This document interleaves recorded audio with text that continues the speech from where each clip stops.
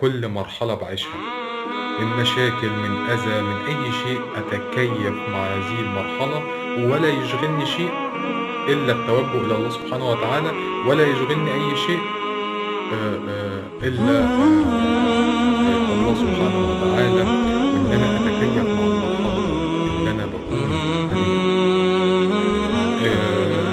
لازم تكوني حضرتِك عارفة جدًا، جدًا، وحضرتك أيضًا تكون عارف إن ربنا بيقول في كتابه: "واصبر لحكم ربك إنك بأعيننا."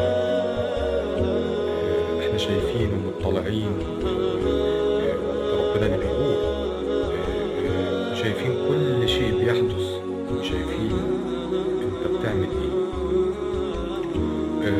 قُلت إن الصبر إن أنا أتكيّف مع كل مرحلة بامُر بيها، ولا يشغلني شيء، واشتغل على نفسي